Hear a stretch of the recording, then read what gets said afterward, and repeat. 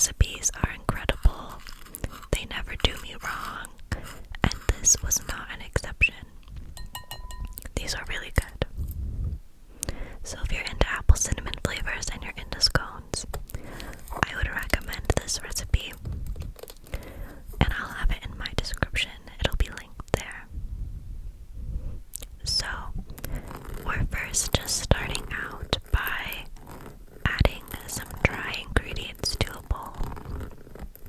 So I have the regular all-purpose flour, did a couple cups of that, and then I just added a little bit of a baking powder as my leavener today. And now we're doing some cinnamon. I added a little bit extra cinnamon than what's written down in the recipe. I find that with any sort of spiced dessert, I tend to add a little bit extra than what the recipe calls for, because I like when those warm spice flavors are more brought to the forefront.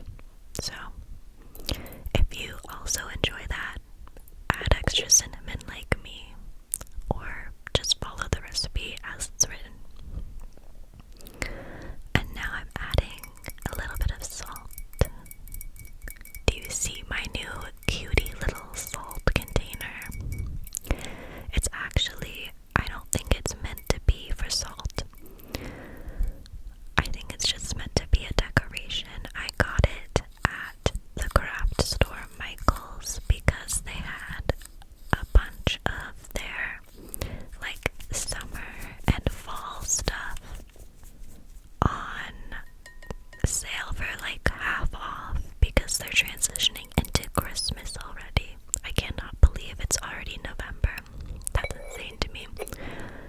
But this looked so cute, and I thought it would be perfect for putting like salt or sugar or whatever that I need in there, that I need just a pinch of. And that way I don't have to fuss with that gigantic box of salt that always leaks everywhere. So that is why I got it. I feel like things at Michael's, just things in general, but I mostly go to grocery stores and craft stores, so that's what I've noticed. But the things at Michael's, I don't buy them unless they are like on a half off sale, because then I feel like that is the actual price that it's worth and the actual price that I should be paying. I think that jar was like $12 to $15 normally, which is just insane for like something that's not handmade from a small business, you know. So on sale it was like $6, and I was like, okay, that is an actual reasonable price.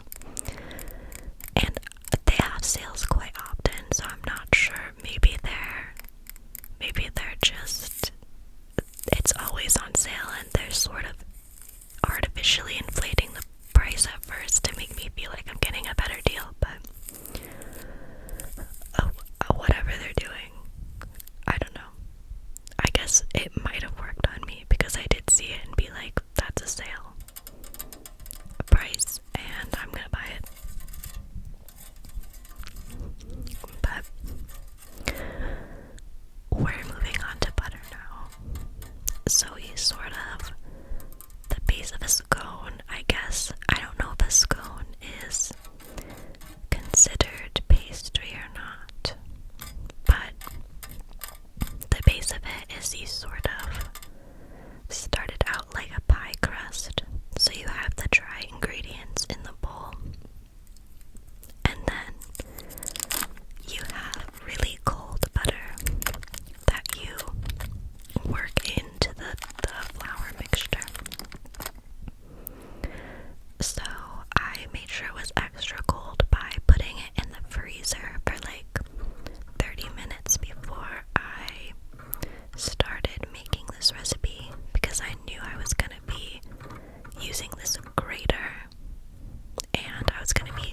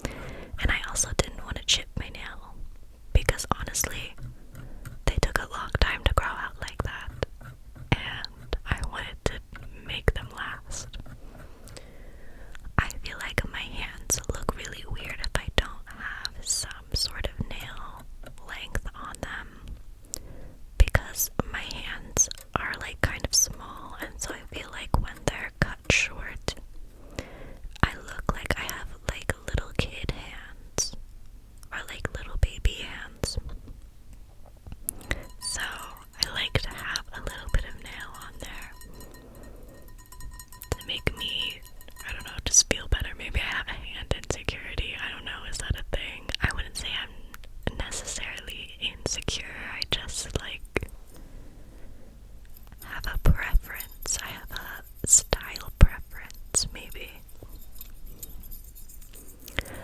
So I'm taking these 2 forks.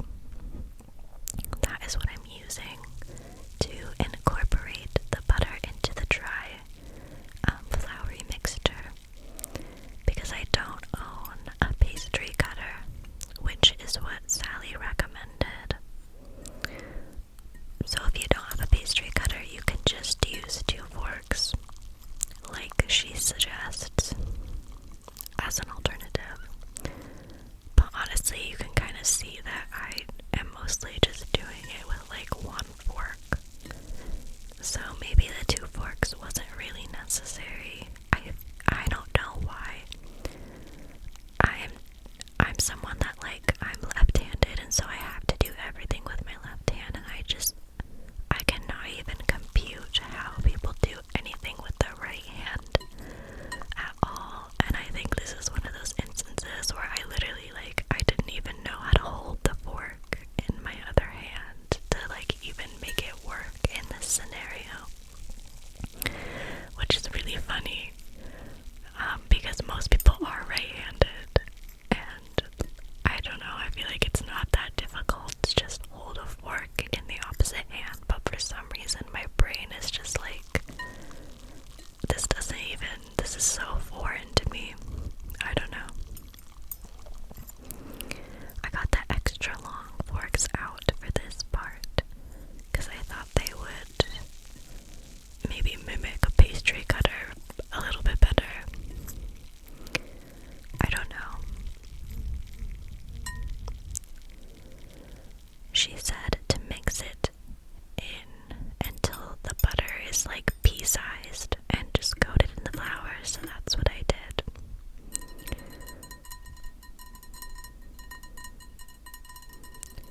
And that's pretty much all for this step. And now we're gonna move on to the wet ingredients. How exciting is that, you guys? So we're gonna start with our sugar. And today we're using brown sugar.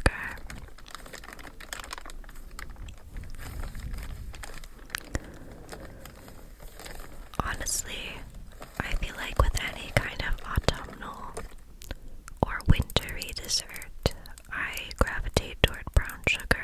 It just feels like more of like the holiday kind of sugar. I don't know, it just gives me that vibe. This probably doesn't make any sense to most people, but brown sugar I just associate with like warm spices and stuff, whereas like granulated sugar I associate with like, I don't know, like sugar cookies or something.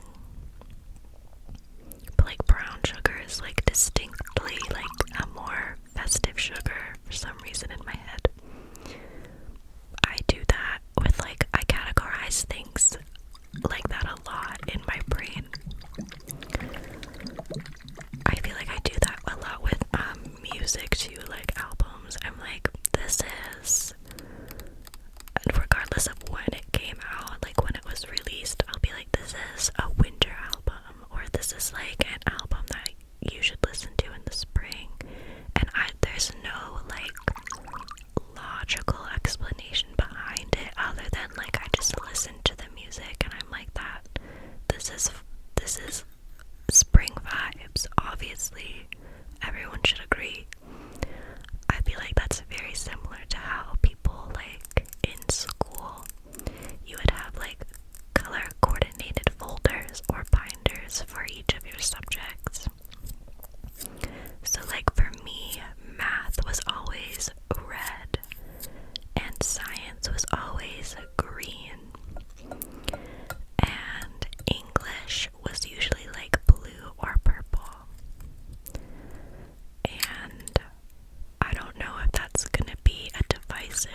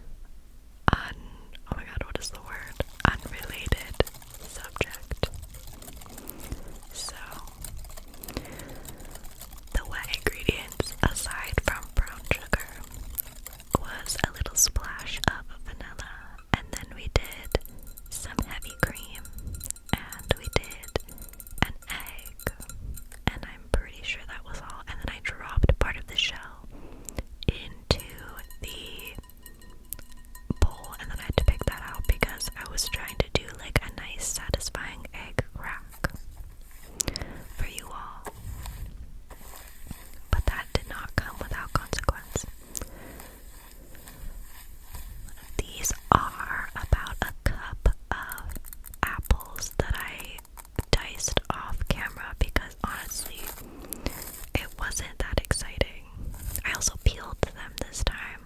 Normally I don't peel apples because I don't mind the skins on apples, but I felt like for this recipe they should be peeled for some reason. It was about like 2 medium-sized apples worth. So that's what I did. And now we're going to first just toss them around in the dry mixture slash butter mixture to get them nice and coated, so that way hopefully they don't all sink to the bottom of the scone dough and they're distributed evenly. That is the goal there, to give them a little bit of grip. And now we're going to pour the wet ingredients over the dry, which normally you add the dry to the wet for a lot of things, but Sally says to pour the wet mixture over the dry mixture and mix that into a sticky dough. And I think this is probably because there's a lot more dry versus wet ingredients, so it makes more sense to just add a little bit of wet into the dry. And also we're making more like a pastry dough versus like a cookie dough or a cake batter or something. So just going to mix that in with a spoon first, just to get it all incorporated, and then you'll see that it starts turning into this really thick, it almost does look like a cookie dough with apple chunks in it. It doesn't bake like a cookie dough though, so be warned. I mean, you could probably make like the scone into cookie shapes, that would be good too. I think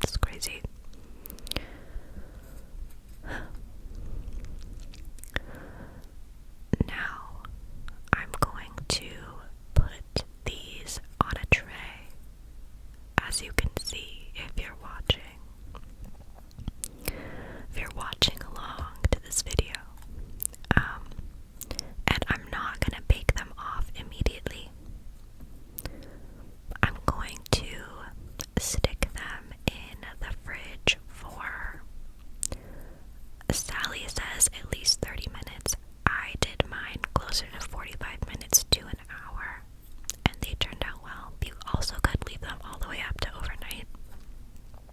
But just like a pie crust or other pastry, you want the butter to like stay cold and stay solid somewhat when you put it in the oven, because that's when you get like the flaky little pockets that form when the butter melts in the oven fully. So I have all 8 of them lined up on the tray, and I'm gonna stick them in the fridge for about 45 minutes, and then we're gonna be back to do the next part. While I have the oven preheating to, I think it was 400, I take a little bit more heavy cream and I'm gonna brush that